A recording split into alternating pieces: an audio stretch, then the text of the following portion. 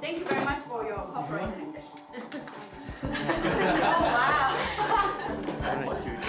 It's a TSA. So yeah, forget about your work. Basically, I signed up for this program is actually to learn more about what design is and what customer experience is.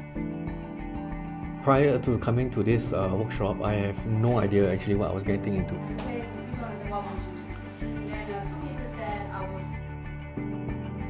I came into this course knowing absolutely nothing about the subject. Coming into this CX program, I didn't really know what to expect.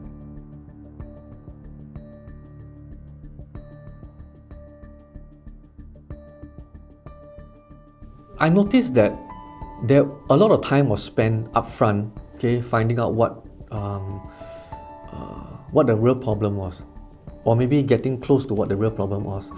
I realized that in what I do every day, whenever there's a problem, we go straight into solutioning. We were actually spending time to think about what the actual problem is, and there are occasions where we actually solve the wrong problem. Day one's activities, right, actually gave me the tools to work with my team, okay, to talk about what the real issue is before we go into solutioning. I think that will probably save us a lot of time.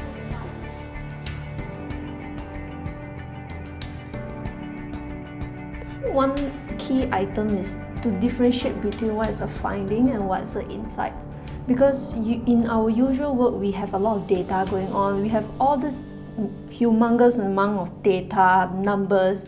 We're trying to make sense of it, but we usually say, oh, this is the insight I get. But is it the real insight that I get? It's like trying to draw out what is it. So that's like coming here to identify, okay, so this is how I derive an insight. I'm a research analyst, and right now, one of the projects that I'm working quite deeply into is Project Jarvis, where we are actually building an automated intelligence service that helps relationship managers actually populate advisory or talking points based on the customer's holdings.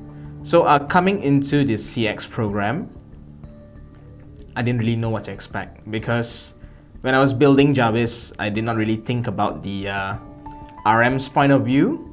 It was more of technical stuff, getting the rules set, building the algorithms, rules, smart intelligence systems, and it was never about, oh, how will the RMs think about this system? So, coming into this program right now, then you get a shift of perspective and you think, oh, alright, I really should have considered this at the beginning of the project.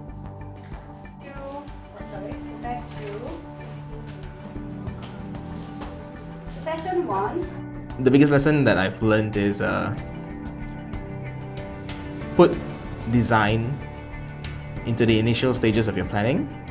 And right now when I go back to Malaysia, there's a ton of work to do to fix Jarvis and make it a little bit more customer friendly.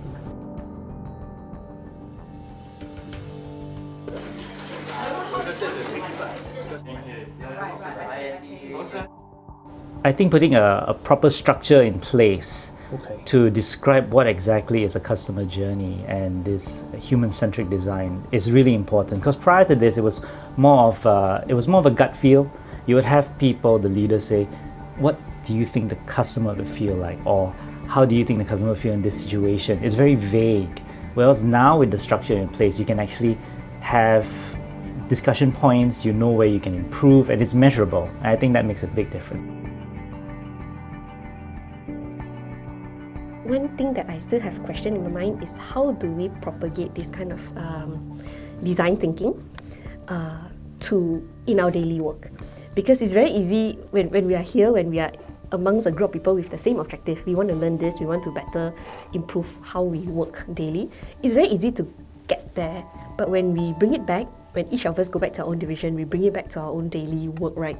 You start to forget that, oh, I don't know how to apply it anymore, because everybody else is not with you with the same objective. To them is, I need to get this thing done and I need to get it done yesterday. So just tell me what I need to do and we'll just get it done.